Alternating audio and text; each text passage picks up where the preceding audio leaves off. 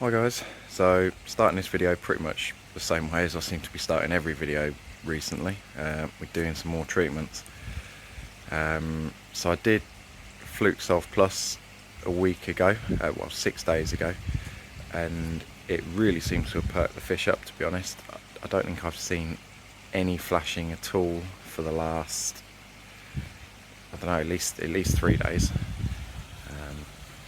That Shiro I had that was looking a little bit not happy seems to be absolutely fine now. It's nice and white again now, not pink anymore. But I am going to do a second dose of Fluke Solve Plus. I know it possibly says you don't have to, but I've got enough left in the packet for another dose, and with the amount of problems I've had with flukes over this year, I'm not going to risk not doing another dose. So I'm going to mix that up and get it in. I'm going to get the drum bypassed again for the first 24 hours like I did last time. I think that's what's made the difference, having the drum bypassed. I think really the drum just takes it out too quick. The same if anybody's got filter floss or anything like that in, I think that just takes it out too quick. Anyway, I'm going to get the bypass opened up on the drum, get this in, and you know, I've showed you I don't know how many times putting treatments in now, so I'll come back to you in a couple of days when we're doing some scrapes and hopefully they'll be all clear. So got the bypass open on the drum, the filter's all back up and running. Just while I'm doing that, I just thought I would put my hand in the waste chute and just see if there's any muck built up in there, and it's obviously something I should be doing a bit more often, but all of that, which is algae, fish poo and whatever else, that's built up on the side of the waste chute. Just put my hand in there and sort of scrape that all out, and you can't tell on the video, but that absolutely stinks. That is, yeah, bits of blanket weed and fish poo, and that properly reeks.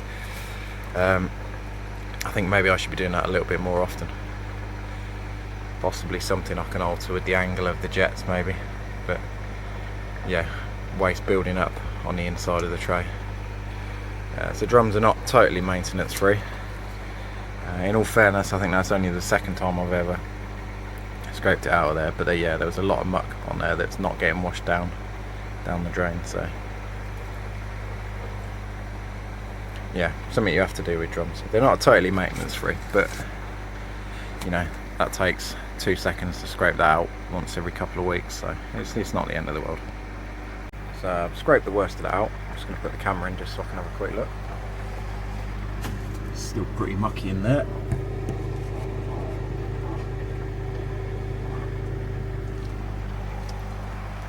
I think once I've finished this fluke treatment, I'm going to give this all a good pressure wash out. As you see, there's bits of dirt building up around the sides. I mean, still, compared to all my old filters, not a lot of maintenance to do on it. You know, don't have to really do anything very often. I think maybe I'm going to start scraping just any muck that's built up on that waste tray once a week. But yeah, it's not too bad. Drums are still worth having, because you know, although that muck was sitting there, it's still out of the pond, not polluting the water. And yeah, it absolutely reeked. I wish I could show to you guys how much that actually stunk, but hey ho.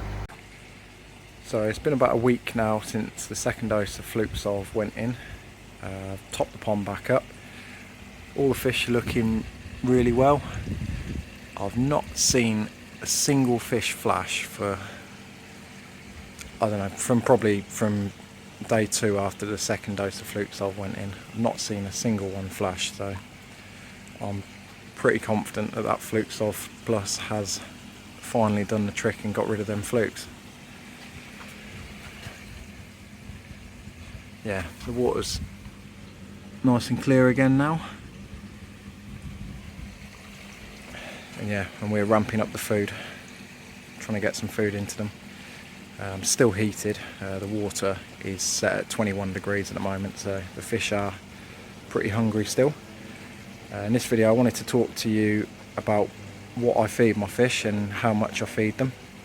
So for anyone who hasn't followed the channel up till now, this pond is around about 10,000 litres, which is 2,200 gallons I think, and I've definitely got too many fish in here. At the moment there's 24 koi in here, though some of them will be being moved on soon, but yeah, more on that in another video. Obviously with the water temperatures being warm and quite a few large fish, they need quite a bit of food. With all the treatments I've done the last few months, I'm still not feeding them as much as I would like or as much as they want, but we're raising it up slowly, raising it up by a bit every day. So at the moment I've got this Fishmate auto feeder, and that feeds one portion which is about 16.5 grams. It feeds that every 2 hours throughout the whole day, so they get 12 portions of that per day, and in there is mostly sinking food, and there's a little bit of floating in there as well, but it is mostly sinking. And then by hand, at the moment, as I say, I'm raising it up every couple of days, but at the moment I'm feeding 120 grams of floating food, plus they're getting a couple of big handfuls of freshwater shrimp as well. But in terms of what you guys should be feeding your fish, you know, it depends on your stocking levels, and it also, most importantly, depends on what your filters can handle. So you need to keep doing water tests regularly, you know, and keep your ammonia and nitrite at 0 at all times. But yeah, just raise it up slowly. So what I do is I'll increase my feed by about 20 grams, and then I'll wait 3 or 4 days, test the water. If it's okay, I'll increase it again. If it's not, I'll back it off a bit. But generally, pretty much every time, it's been absolutely fine now. My filters have caught up and are doing well.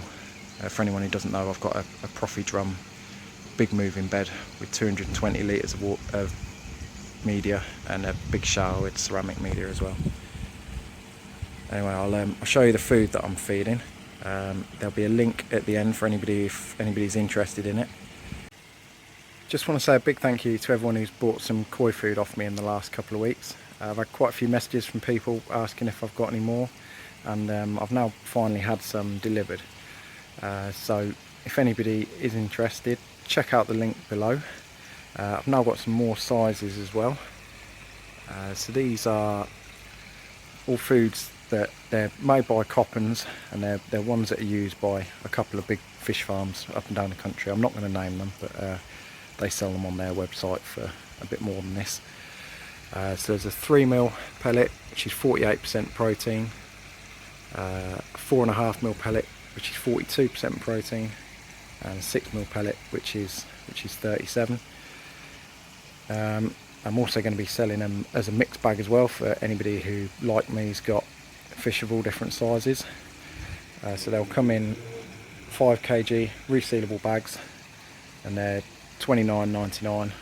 That includes delivery to the UK. So if you're interested in them, have a little look in the link below. So it's the same food that I'm feeding to my fish. As you can see, they love it. They've been doing really well on it actually. Water quality's always spot on. And yeah, they're growing really well on it. Yeah, koi keeping gets expensive, so we can all save a little bit of money on some food. Hopefully I'll pass that on to some of you guys. Yeah, check out the link below. Anyway, thanks for watching this video, guys.